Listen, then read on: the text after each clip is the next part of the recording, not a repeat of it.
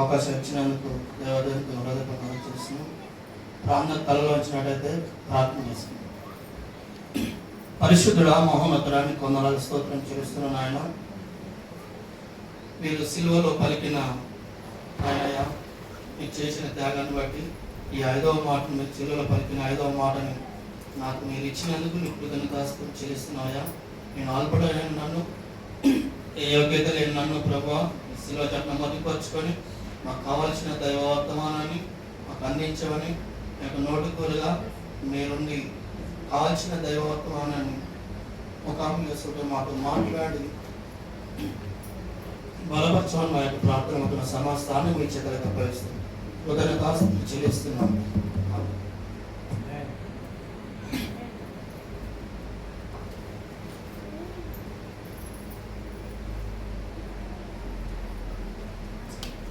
యేసుప్రభు పలికిన 5వ మాట విశ్వాస యొక్క దప్పిక తీర్చడానికి, మన విశ్వాస యొక్క దప్పిక తీర్చడం కోసం ఆయన సిలువలో దప్పికొనెను. యోహాను సువార్త 7వ అధ్యాయం 37వ వచనం నుంచి 38వ వచనం వరకు చదివి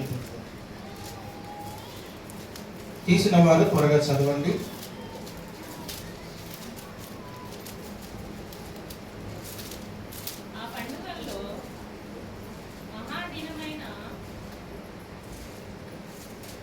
యోహాను సువార్త 7వ అధ్యాయం 37 నుంచి యేసు నిలిచి ఆ పండుగలో మహాదినమైన అంత్యదినమున యేసు నిలిచి, ఎవడైనను దప్పికొనిన ఎడల నా యొద్దకు వచ్చి దప్పి తీర్చుకొనవలెను. నా యందు విశ్వాసముంచు వాడెవడో లేఖనము చెప్పినట్టు వాని కడుపులో నుండి జీవజల నదులు పారునని బిగ్గరగా చెప్పెను. హల్లెలూయా. ఆ పండుగలో మహాదినమైన అంత్యదినమున యేసు నిలిచి, ఎవడైనాను దప్పికొనిన ఎడల నా యొద్దకు వచ్చి దప్పి తీర్చుకొనవలెను.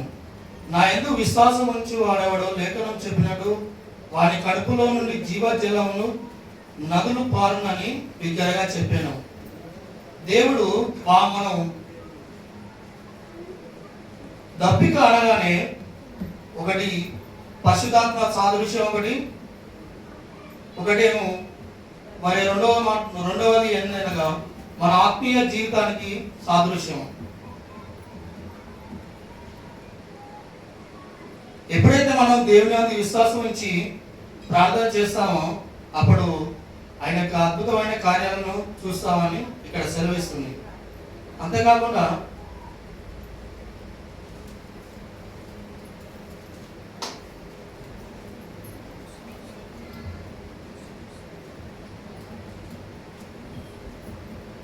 విశ్వాసికి జీవజలం అందించడానికి ప్రకటన గ్రంథం 2వ అధ్యాయం 22వ అధ్యాయం 17వ వచనం.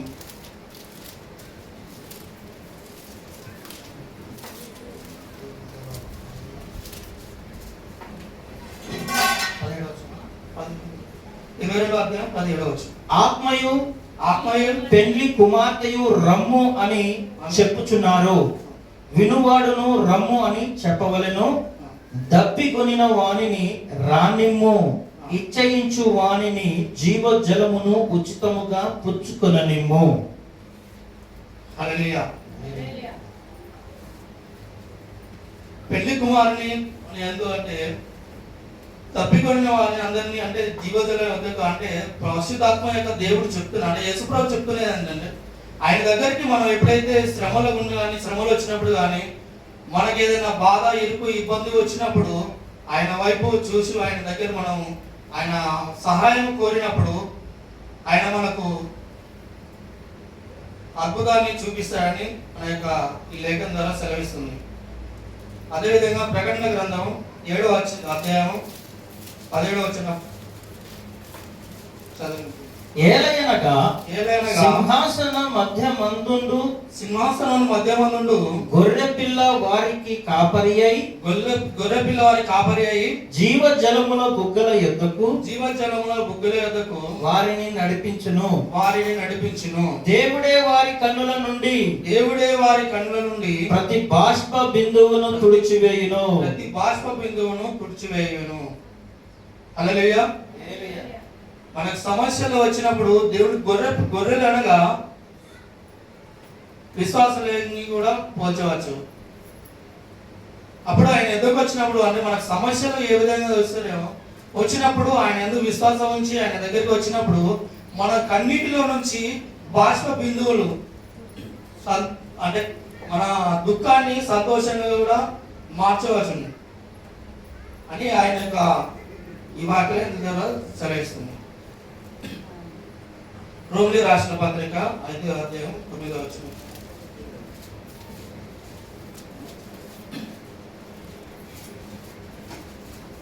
తీసిన వారు త్వరగా చదువు. కాబట్టి ఆయన రక్తం వలన ఇప్పుడు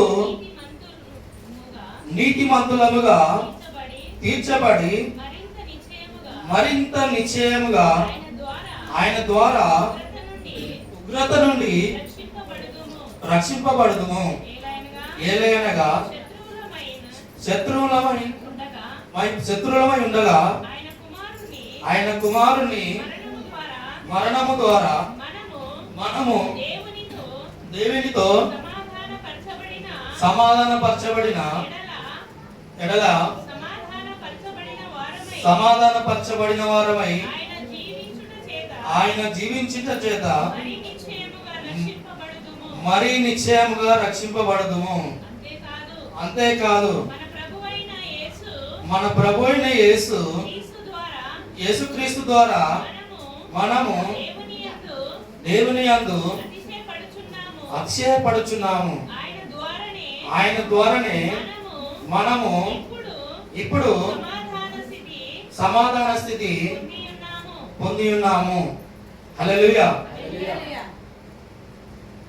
మనం రక్షింపబడడం కోసము ఆయన కల్వరి శిలువలో ఆ మ్రానుపై వేలాడి మనల నిశ్చయముగా మనల ఉగ్రత నుండి తప్పించడం కొరకు మనం పాపములో నలిగినప్పుడు శాపంతో నలిగినప్పుడు మనం చేస్తున్న ప్రతి విధమైన మనం పాపము యొక్క శాపము యొక్క దోషముల ద్వారా కప్పబడి ఉన్నప్పుడు ఆయన కృప ద్వారా మనల్ని నీతిమంతులుగా తీర్చడం కోసము మనల్ని ఉగ్రత నుండి తప్పించడం కొరకు ఆయన ఈ మాలుమైన ఈ శిలువ పైన వేలాడి మనల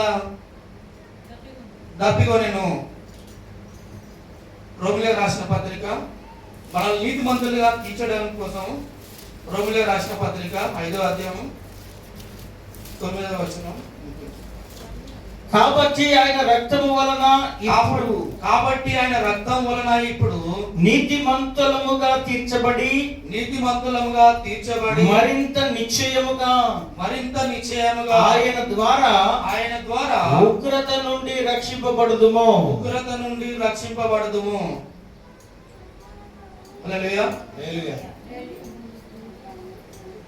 ఆయన సిలువలో చేసిన త్యాగాన్ని బట్టి ఆయన కారుస్తున్న ఆ యొక్క కలువరి సిలువలో ఆ యొక్క పరిశుద్ధమైన రక్తం ద్వారా ఆయన మనల అందరూ, ఎందుకంటే ఏ యొక్క ఆత్మ కూడా నశించడం ఆయనకి ఇష్టం లేదు కనుక మన అందరి కొరకు ఒక్కసారి బలి అర్పించబడి అందరి పాపముల నిమిత్తము రక్షించబడుట కొరకు మనల్ని ఆయన రక్తం ద్వారా మనల్ని నీతిమంతులుగా తీర్చడం కోసము ఆయన సిలువలో చేసిన యొక్క సిలువలో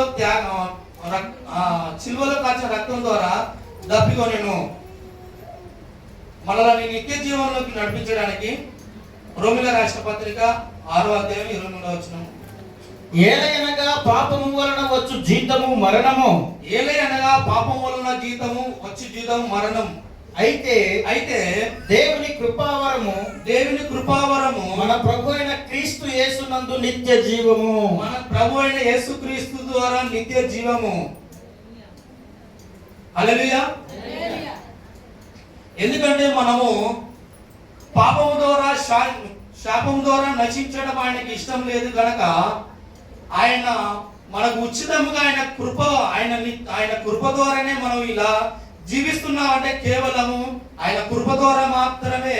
మనం నీతిమంతులా తీర్చబడడం కొరకు కూడా ఆయన యొక్క కృప ద్వారానే అని మనం జ్ఞాపకం చేసుకోవాలని దేవుని యొక్క లేఖనం ద్వారా సెలవిస్తుంది. మనకు అయితే మనము పాపము ద్వారా శాపం ద్వారా మనం నశించడం ఆయనకి ఇష్టం లేదు కనుక మనలను ఆయన కృప ద్వారా మనం ఏమిచ్చి ఆయన రుణం తీర్చుకోలేము. కానీ మన కొరకు, మన అందరి కొరకు, ఈ ప్రపంచంలో ప్రతి సర్వ మానవాళి కొరకు మనల్ని నీతిమంతులుగా తీర్చడం కొరకు, ఆయన కృప ద్వారా మనల్ని రక్షించడం కొరకు ఆయన మ్రానుపై వేలాడి ఆయన మన కొరకు దప్పికొనుచున్నాడని ఈ యొక్క లేఖనం ద్వారా సెలవిస్తుంది. ఈ కొద్ది వాక్యం దేవుడు దీవించి ఆశీర్వదించును. ఆమేన్, ఆమేన్. ప్రార్థన చేసుకుందాం. ఈ 5వ మార్చిన